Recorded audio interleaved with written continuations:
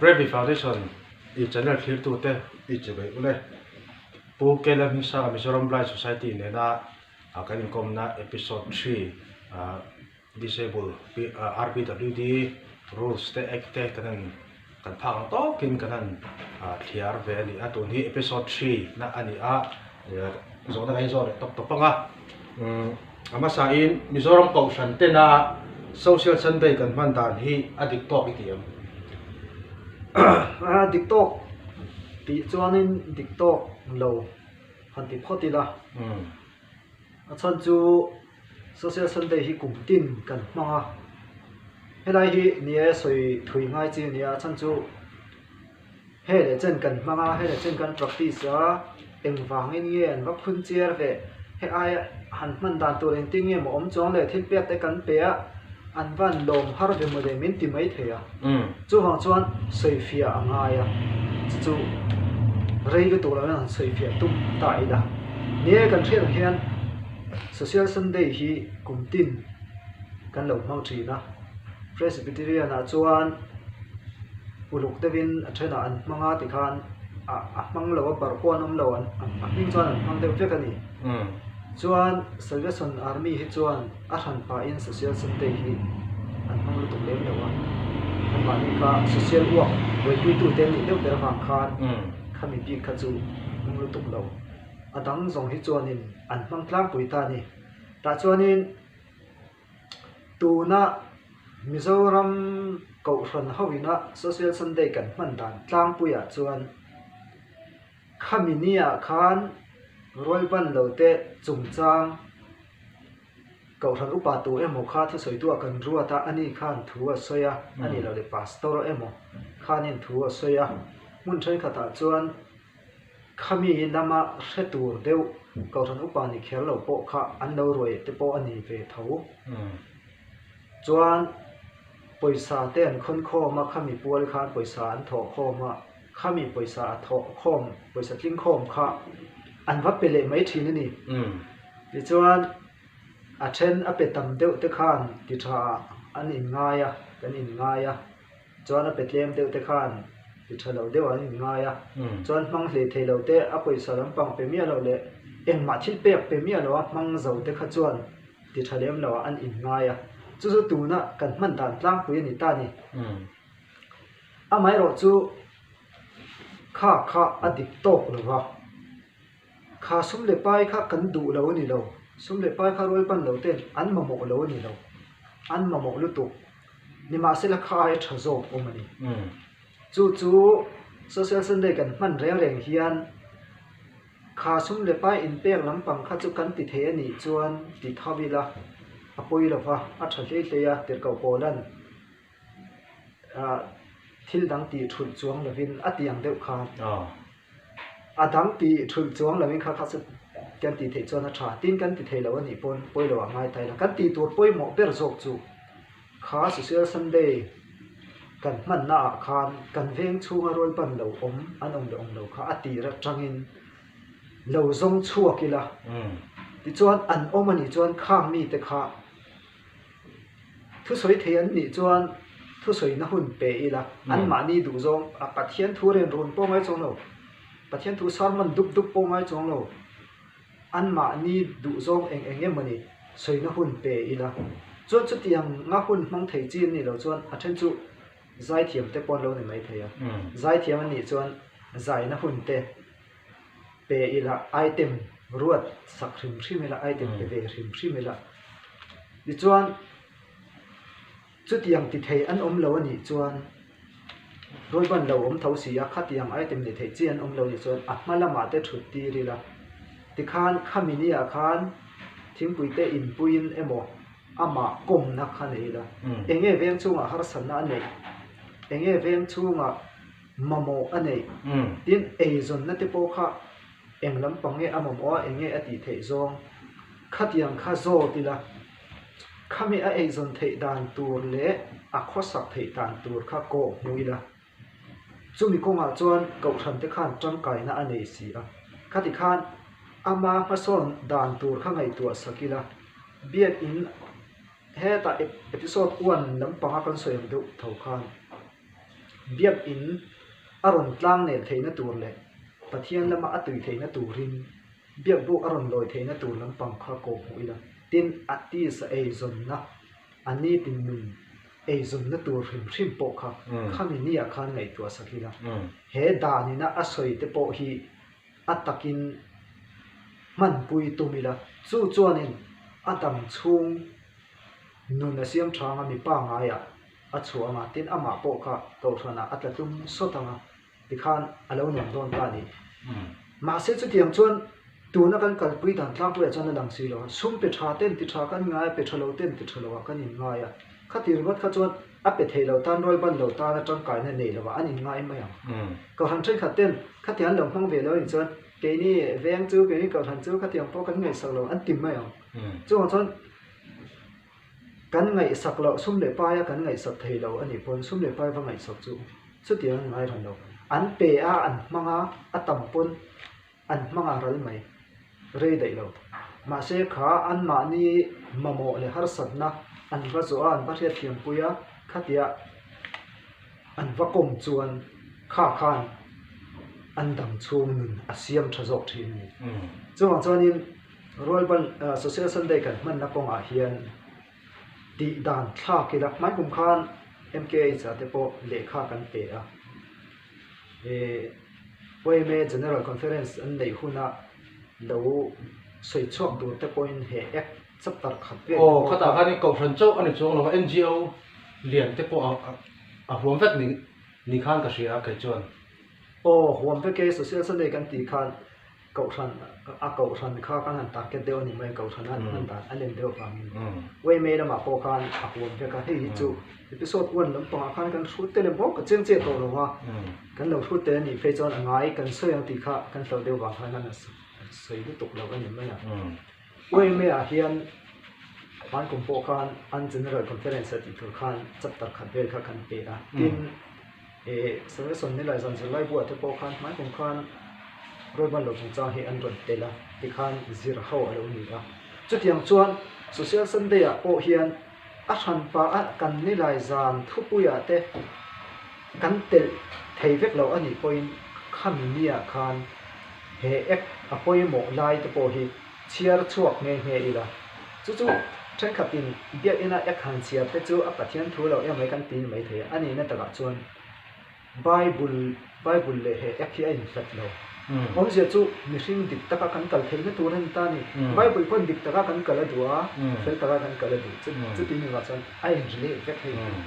a poi mo ni tuk chuan khat yang zong khan ru ru mang tai la social sunday hi kan mang lok zo om mong eo ti na chin kan nei ni chulai chu mi pu te hian ni lo thriat ti sila ka du ni a sei du tok lo nan a zo tu da om ni le chan be zo tai la thong nia pusa ma hian in ek rules te po hi a sek khopa toi theng bera han ti hi kan du sia clear to ten kan mo tak tak ka rom por chuak zo kan ya tin sokarin health care te po abo se khama khan in disable te po hi no nge tu ni health care abo se re nga te tin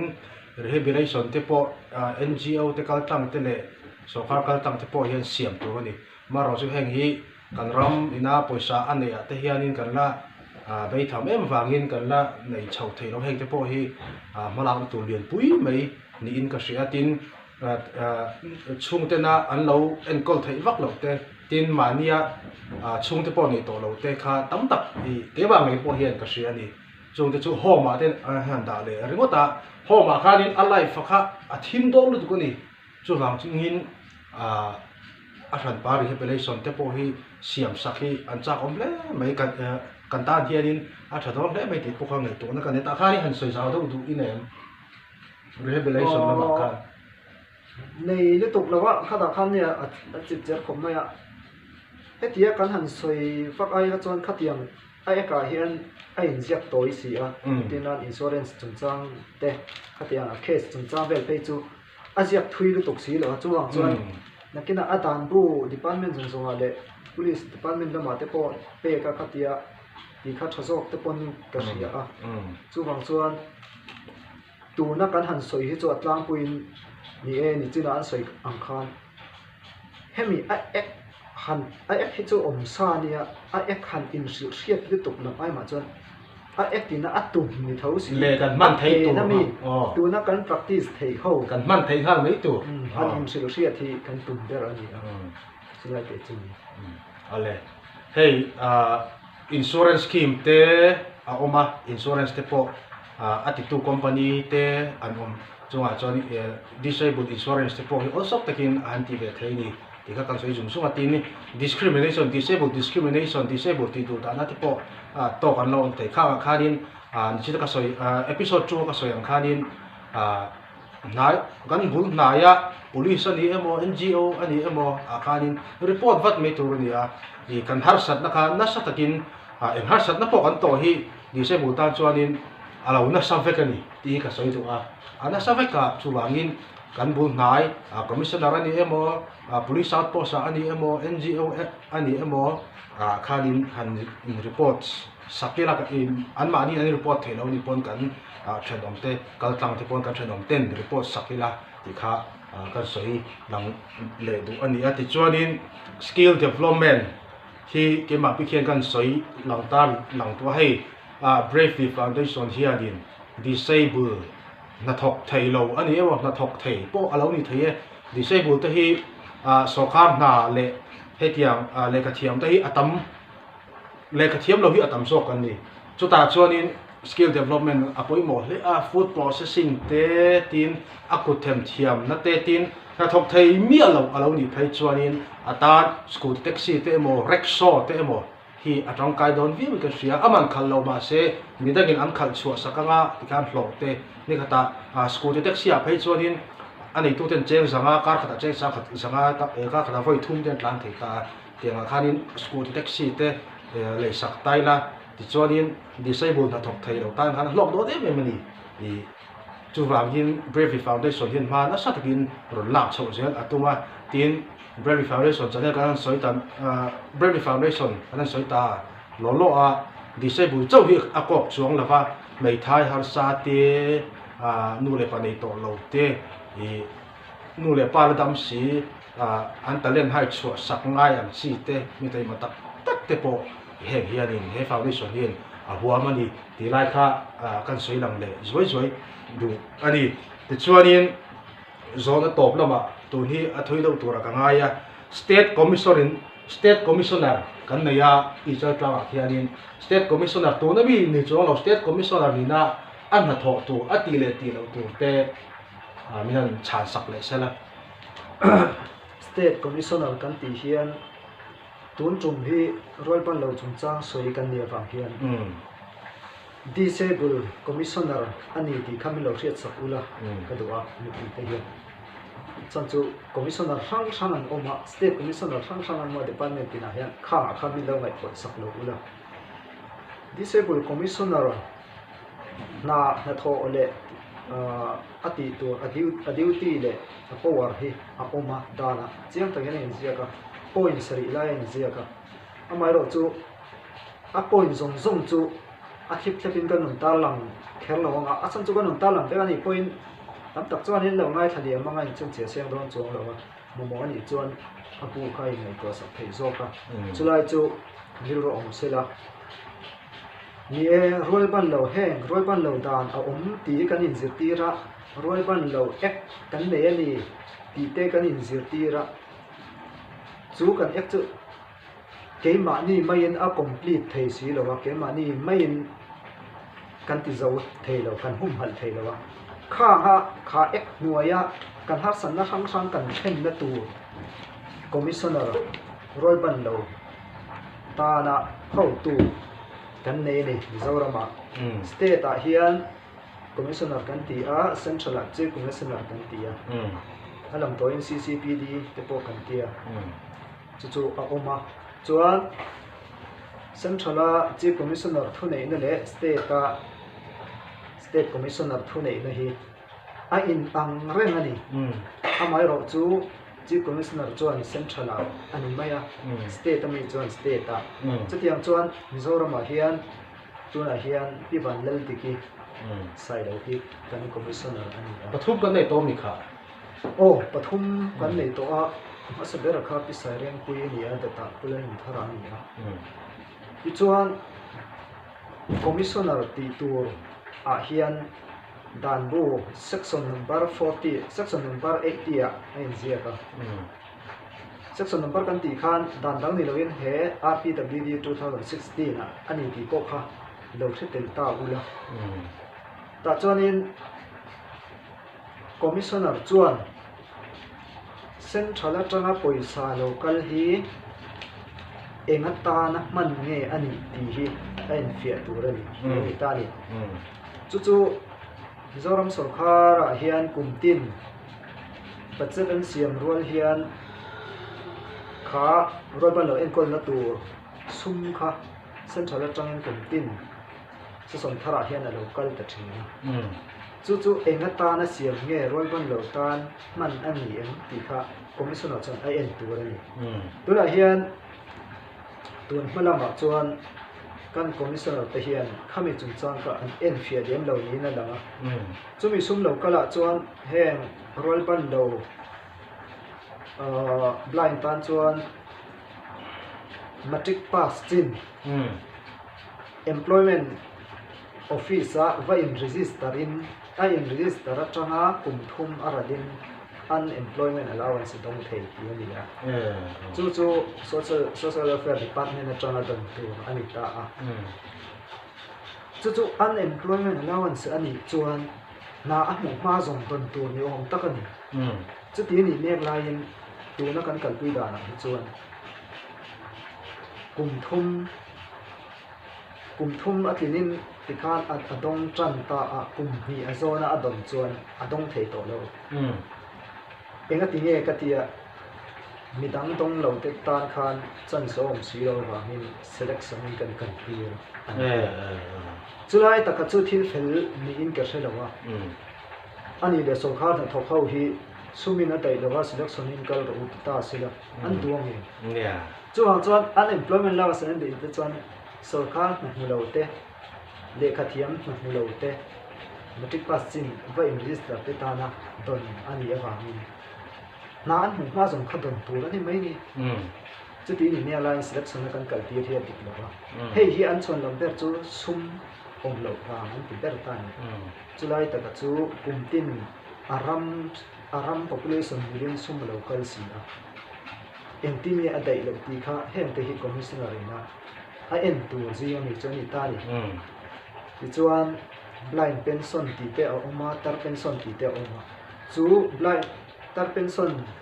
ati taka khatuna hian blind pension ti hian aron sei de ta a tar kan ti wa khan aroi ban lo kha atar vio wanga pension siam sak ate kan ngai ni khateng lampang ni ro blind pension ti an kan pui ta a chu aton pui na chi khat ani mai chu kan ria thiam the la blind choi in nei chong lo ong tro nge blind choi in nei khalai ka chu blind pension ti kha tu na chon an lan ni category dang a kha chu ni soi lang chen wa ka tiang kha chung te po chu la hai cho chi ni chu dan bu a khan engi ma chin kha azia ka ha ta po kha chi chia zok tin da bi ta ula that ka ri ti chuan khatiang khan hei chung ko jinga e izong tu boral to tran puina ti te oma kha kham blind tan chau ning ka thelo wa category dang tan te po ani ka ria khang te po kha tun main ke point ga dong ve nge ya e cheng sing khat ani a kha po kha voi khat ba adon thei to lo wa chung ko jinga e zong tu boral to ani kha chana tran puina te po sang de tu ra ka ngai ani kha po kha sumi na dai lo ti po kha kong le na ma chon so kha lam tong takin thil han soi la mi mamo tak si lo sati ket eng emoni in siama mamo tak anga in soi alem hian lo om thina pam hian he ho hian roi ban lo te chan pol he lo la hek lo thei lo wa chu mi te chu department te pon chen kha chon thema se an du sak pol an si mi em1 lo ni hlei hlei a kha pel bang han thil kha bu ta ka ai ang pon ni se khalai kha chu soi thui lo ta ila tuna hian engzat che nge ni he po hi hain pung ve de hlek seng chuan zong tu om to lo ni kha chuan in ai tam de hlek ni se zong na tran na dai tu rin tin vokul tran puina ti te po oma chu cheng sam hi ania he po hi tuần lai vọc tem bản hi sáng sari ừ lệ tí về lắm mà to chặt tiêu phải ra sáng riết em non view chu hai cái là to ta hay cái bộ hi nhà em non ngay chi anh ý à sáng đi anh đông sáng đi chọn vọc tế hi cần lấy một hộp máy thì khan amaro chu rụi ngay lo ni về thông ta à phèn cái này đó thì na này chứ chân phui na chỉ khát Rồi. nhà tiếng về khan ni à chu rong chuan hem chung chang a hian sum in dai lo ni hi commissionerin central chang local hi en tiang a mani ani hi kha ai en fia tu ani a ừ tin a to le chuan rul pan lo te dan hi atta man ani le ni lo khoi lai nge vai det alo ni a khoi lai nge hol so de lo ni tia kha ai en fia fo tu ani commissioner hian ừ chuan khoi a emo kha dan kha man dik lo alo omani chuan kha a hri hrianga le kha te pe nga chuan a rol ban lo te po etinan na alo apply a chuta an lo reject ani chuan a rol ban lo te a kawanga a sarkar department po a kaw po kama ừ tikhan department how to te po kaw thei lo ani lo commissioner hian ừ a chon chu state an na chuan he rol ban lo area bi ka hi chuan alal ber tok mai ni thu vet vet ta cái này a thu lu tu chuang chuan etinan superintendent police po hianin kha roi ban lo dan kha lo pal zut sela lo bo chia sela commissioner in a kau thiam ừ a chan chu state a khan roi ban lo dan a lan ber miu ni ừ chu chu ni ta a mai ro chu tun ma kan commissioner te ho khan an ngam lo ni ka ti ừ ừ chu chu ni ta em phang nge an ngam lo kan ti chuan a then chu social welfare department atanga chho te an ni ta commissioner chu mi ni bang chuan kha dan ba ching fel tur khan ma ni chua san na department an chin chang an lo hriat to action lak ngai a om ta se an lamam tat lo ni chu tiang vel bang chuan RR te po hi social welfare commissioner tur hian nodal department ami hi kai chho theina rem chang siam lo zong a te poi om se ti te po hi kan ngai dan ani a tu a hian ron tha tang lam le a khatiang vel khan ni a chuan a dot le chuan rol ban lo te chung chang hi awareness anei thin tur ani ti ani a bok ta ni tu ma mi te khan awareness chau an le a an mani na takin bo zui da hin awareness chau an le hi hin ma kan son har na em po ni tu na mi chuan awareness a than pai nei lem lo kan commissioner hi chak lu tu hripuya wangin duangin a chet thei lo mai hripuya phual bet mai ni hian chak lu tu rang chanin khata khanin awareness kha chu vashiat tian na chau ni roi ban lo ten dan an nei hum hal na dan an nei he tiang hian an nei ti vashiat tian na chau ni ataka kan bo zui ngai ataka bo zui tur khan an chak lo thin tu ma mi te ka chu mi ko ma chuan ataka bo zui ko nga khan an va chaka nga awareness an nei pa bo ka nga chu mi ko ma chuan awareness nei tur khan he ta mitwar an department khera mai chung lo arwal ban lo te zi nga tang po ka mang ke chu tiang commissioner ba chuan functional chuan te la chuan chu lo le chuan roi ban lo te dan roi ban lo te har sat na hi angai tu ra ni roi ban lo ten har san na an ne ya boi na an ne reng chuan roi ban lo te po khan ngoi mai lo commissioner ne la an khen na chuan ani po khan lo ngoi mai lo vin rang taken su kian da tu angai to pui tu ra ni ti khan an tang rual tu ra ni arwal ban lo lam pang po kha khak kan har san na khen na chang thelo kan ngoi mai kha chuan kan om huna kan har san na ka aron thevek theilo chuan khalai han kan tran du ngai ta a chuan kha kan har san na kha ani a chin fel bei theilo state ami alo omani chuan central a chu hriat tir tur ani ti khani ta ni chuan a thui lu tu kam em o ka thelo soi tur tam sia lai hian ni apoi mo so khan an ti dau ta la ren dau na tin le kan rồi có này sợi liền luôn cái không có ta cho ảo vắc ngay hay môi kia rằng một cái lo sao mình tới con ăn lùng lùng rồi mình cái gì à tóc pon hi se power la malu le tai la power a chuan a ek kha en bula a chiang mai a Indian penal code ngoi a hian civil code ang hian power ane a chu toy zong in soi mai tai la chu ta chuan threm theina dan po a in ziak veka a thu dai na ka asap over lakani disable pi ka chuan a thu nei na hi state ta hian ai thế này sang ông lâu thì tôi mới ăn khom na chuan khát tiền khát thì ta chuan khát lại khát sợi bền ngay ngay chỉ chú anh tiền ăn department à thu lâu bê ta order lâu bê ta khát đàn zong lâu thế này là khát chuan department in khát thu bê cả khát ăn lâu pom một pom lâu một report khát khát thông chuông in cũng sẽ này là sẽ tiêu tủ rồi nè này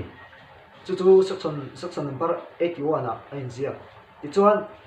khá tàn khá ăn pom thề lâu anh chuan ăn pom thề lâu thu khá sân chala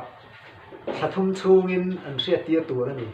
chuan atuar tu te po ăn siết tiệt tel tu anh thì section number 81 à chuan section number 82 à ero chuan commissioner power anh ta khá power claim te pati thum vel lek han ta lang zuai la ta cho nên có té nữa time limit view mo document hai chua the na nei ni sarkar department an document va hai chua the na le khok chua the na ane ya chuan chu lo le a chuan chanchin bua chua tu ra mui thu ziak lak chon the na po power ane ni chuan chu ba ka chuan department na record an von that ama mo zong omani chuan khang hai chua the na power te kha nei ni ti kha toy zong an sei ni mai te se a tok view ni a power a chuanin ale I clear to te hi disable ek bu ani a chuanin pakhat le hi rules 2017 ani a ek hi 7 ek zok hi 2016 ani a ti chuanin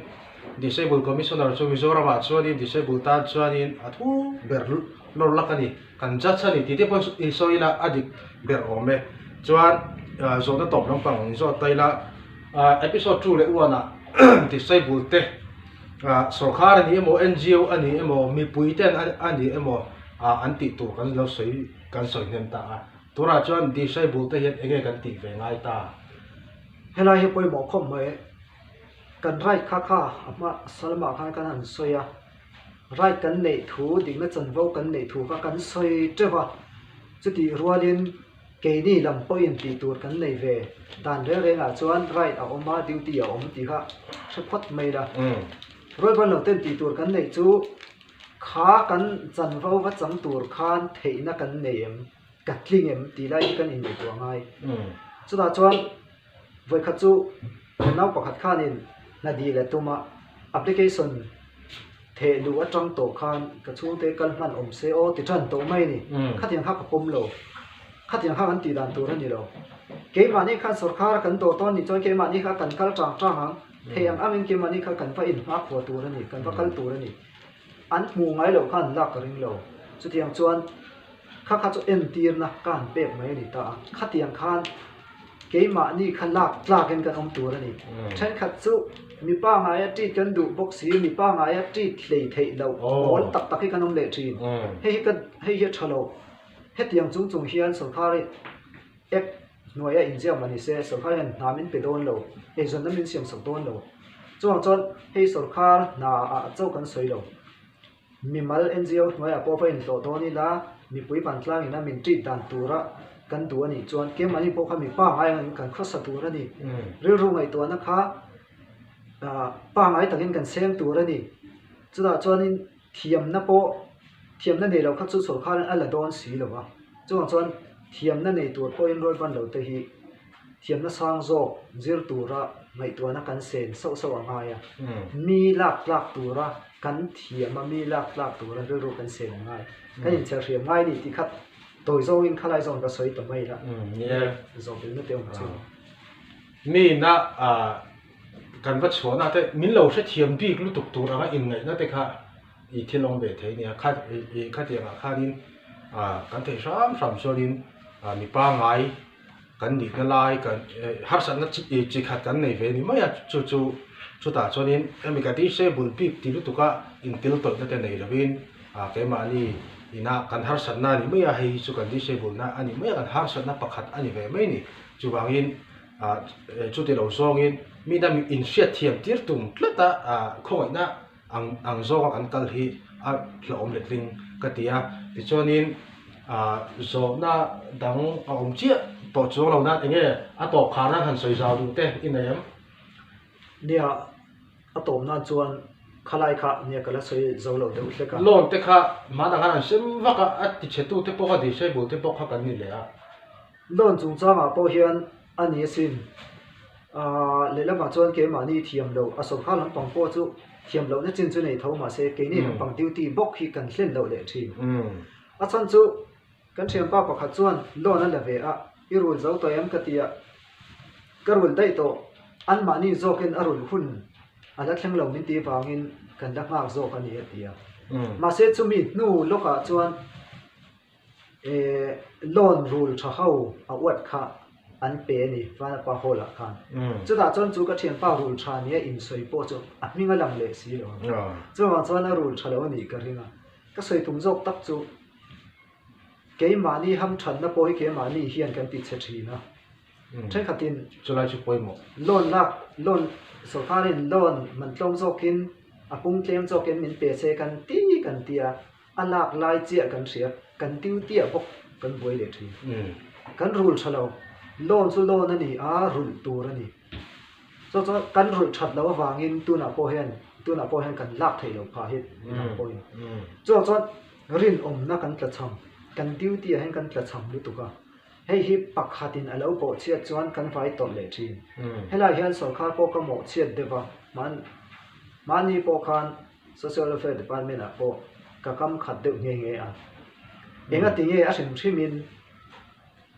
pakhatina alurul thadlo te kha chu li si siamula arul thalo te kha chu petolo mai ula min vai ma hi chu chi lo bang